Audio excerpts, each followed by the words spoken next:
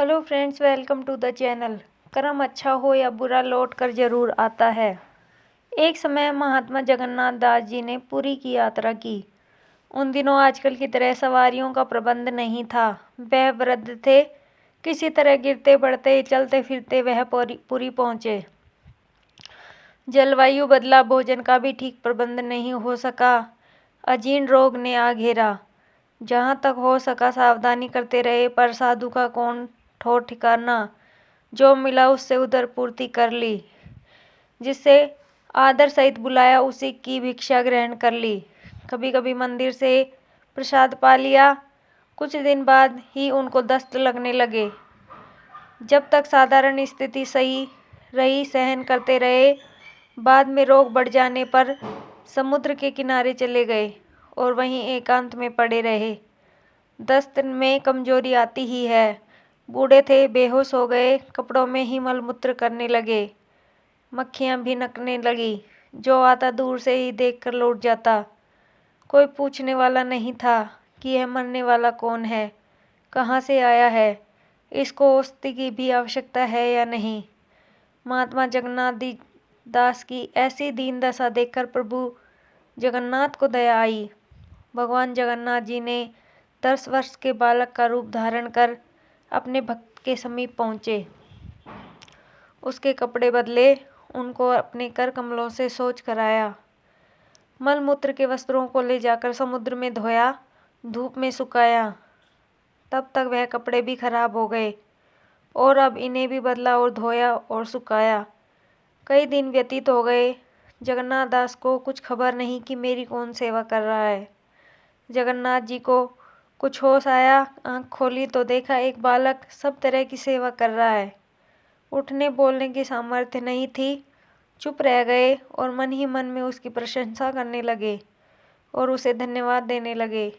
2-3 दिन और ऐसे ही कटे। अब शरीर में कुछ बल आया। महात्मा जगन्नाथ दास जी उठे। सहारे से खिसकते जल तक स्नान करने पहुँचे। शुद्ध धुले हुए वस्त्र जो लड़के ने पहले ही तैयार करके रखे थे बदले। भजन और नित्य कर्म की साधना नहीं रही। एक शुद्ध स्थान पर सघन वृक्ष तले आकर लेट गए। बच्चा कहीं से जलपान ले आया। वह खाया और आराम करने लगे। ऐसे ही और कई दिन बीते। अब जगन्नाथ जी का स्वास्थ्य ठीक हो चला था। वे चलने फिरने लगे हैं। दस्त बंद है, भूख भी लगने लगी है। कुछ खा भी लेते हैं, पर अभी पूरे निरोग नहीं हुए, निर्बलता बाकी है। लेकिन संध्या समय उनका शुरू हो गया है। प्रातःकाल का समय था। भक्त जी स्नान कर पूजा करने बैठे थे। ध्यान में डूब गए। मस्ती छा गई। तन बदन भूल गए। सुध बुझ जाती रही। उस दशा में बालक के शरीर में उनको भगवान के सुंदर रूप के दर्शन हुए। महात्मा जगन्नाथ जी घबरा गए। आंखें खोल दी, रोने लगे और उठकर अपने सेवक बालक के चरणों में लौट गए। जगन्नाथ दास जी क्षमा याचना करने लगे। तरह तरह की विनती करने लगे। प्रभु, इस अधम के लिए आपने इतना कष्ट उठाया, माता की तरह मलमूत्र साफ किया। इस पापी को मर जाने देते, इस अपराधी को दुख झेलने देते। यह दुष्ट इसी योग्य है कि इसे दंड मिलता। आपने क्यों इतनी दया की, क्यों इसकी खबर ली? अब इसका प्रायश्चित मैं कैसे करूं? इसका बदला मैं कैसे चुकाऊं? किन शब्दों में आपकी विनती करूं? मैं कर्तव्य विमूढ़ हो रहा हूं। क्या करूं, कुछ समझ नहीं आ रहा। हे जगतपति, क्षमा करो। क्या मुख ले विनती करूं, लाज आवत है मोही। तुम देखत अवगुण किए, कैसे भाऊ तो ही। अर्थात हे हरि, आप सर्वशक्तिमान हैं, सर्व सामर्थ्यवान हैं, सर्वोपरि हैं। आप चाहते तो दूर रहते हुए ही इस व्यथा को दूर कर सकते थे। आप वैकुंठ में बैठे हुए ही एक दृष्टि से इस विपदा को काट सकते थे। यहाँ क्यों पधारे? क्यों इस दास के लिए इतनी चिंता की? प्रभु बोले, हम भक्तन के भक्त हमारे प्यारे जगन्नाथ, मुझसे भक्तों के दुख नहीं देखे जाते, मुझसे उनकी विपत्तियां नहीं सही जाती। मैं भक्तों को सुख देने के लिए सर्वदा तैयार रहता हूँ। मैं उनके लिए सब कुछ कर सकता हूँ। इसमें मुझको आनंद आता है। ऐसा कहते हुए मुझे खुशी होती है। मैं भक्तों से दूर किसी और स्थान पर नहीं रहता, मैं सदा उनके समीप ही रहता हूँ, उनके स्थान में ही चक्कर लगाया करता हूँ। तेरा कष्ट मुझसे सहन नहीं हो सका, इसलिए मैं प्रकट होकर तुझे आराम पहुँचाने की कोशिश की। इसमें कोई बड़ी काम थोड़ी ने किया, मैंने केवल अपने कर्तव्य का पालन किया है। भगवान ने आगे कहा, प्रेम सब कुछ करा देता है। तू मुझे प्यारा है, इसलिए मैंने ऐसा किया है। इसके लिए तू किसी प्रकार की चिंता मत कर, हृदय में क्षोभित मत हो। हाँ, एक बात जो तूने कही कि मैं यहाँ बैठे हुए भी इस रोग को दूर कर सकते थे, सो हे भक्त, यह मेरे अधिकार से बाहर की बात है। प्रारब्ध का भोग अवश्य भोगना पड़ता है, कर्म के बिना भोगे नहीं कटता, यह प्रकृति का नियम है।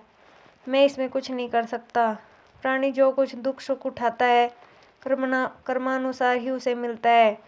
जगत में कर्म ही प्रधान है।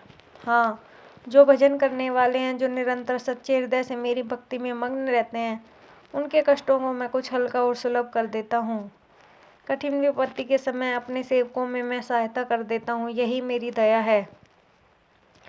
कर्मों को बिना भोगे आत्मा शुद्ध नहीं होती। संस्कार आत्मा के ऊपर लिपटे रहते हैं और पर्दा बनकर प्राणी को मुझसे दूर किए रहते हैं। कर्मों को भोगने से यह आवरण हट जाते हैं और मैं उन्हें समीप ही दिखाई देने लगता हूँ। फिर ऐसे निर्मल चित्त वाले भक्त में और मुझ में भेद नहीं रहता, वे मेरे हो जाते हैं और मैं उनका हो जाता हूँ। ऐसा उपदेश देकर भगवान अंतर्ध्यान हो गए। इसके बाद महात्मा जगन्नाथ जी का आगे का जीवन कैसे कटा, कहाँ रहे, इससे ना कोई संबंध है और ना कोई मालूम है, पर यह कथा 3 बातों का सबक हमें दे रही है। पहली बात, कर्म के भोग को परमात्मा भी नहीं टाल सकता, वह भोग कर ही कट सकता है। उसका भोगना अपने लिए ही लाभदायक होता है। बिना भोगे न तो आवरण हटते हैं, न संस्कार क्षय होते हैं और न हृदय शुद्ध व निर्मल बनता है। कठोर हृदय भजन के योग्य नहीं होता, नरम हृदय आदमी की इस बदौलत का हकदार होता है। अब दूसरी बात सुनो। मूर्ख और दुष्ट प्रकृति के मनुष्य विपत्ति के समय ईश्वर को कोसते हैं, उनको गालियां देते हैं, पर यह नहीं सोचते कि उन्हीं ने किए हुए कर्मों का फल उन्हें मिल रहा है। इसमें ईश्वर का क्या अपराध हुआ कि उनके सिर पर दोष मंडते हो। ईश्वर तो तुम्हें सुख में रहना चाहता था, परंतु तुमने अपने लिए कुआं खोदा, उसमें गिर पड़े। इससे दूसरों को दोष क्यों देते हो?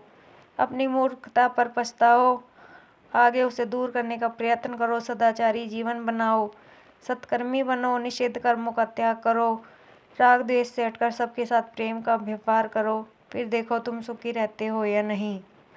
अब तीसरी बात, ऐसी कई तार्किक कहते हैं कि जब कर्म का फल हमें भोगना ही है तो भजन से क्या लाभ, क्यों भजन और पूजा में नष्ट करें अपना समय, वृथा क्यों परिश्रम उठाएं।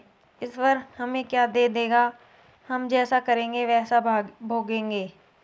इसका समाधान भी इस कथा में हुआ है। वह यह है कि भोग तो आएगा और वह भोगने से ही कटेगा, पर जो भजन करने वाले हैं, भगवान के सच्चे भक्तों में हैं, उनके साथ शुद्ध चरित्र और कोमल स्वभाव के हैं, उन्हें कठिन विपत्ति के समय गुप्त सहायता ऐसी मिलती है जिससे वह कष्ट तीव्र और भारी न रह के सूक्ष्म और हल्का हो जाता है। उस मनुष्य के अंदर एक ऐसी शक्ति का संचालन होता है जो उसे शांत और प्रसन्न रखती है। इस आनंद में कठिनाई आती हैं और चली जाती हैं, उसे कोई विशेष अनुभव भी नहीं होने पाता। इतना ही भजन का प्रताप है और भजन करने वाले और साधारण लोगों में यही भेद है। जय श्री कृष्णा। अगर वीडियो पसंद आई हो तो हमारे चैनल को सब्सक्राइब करें। धन्यवाद।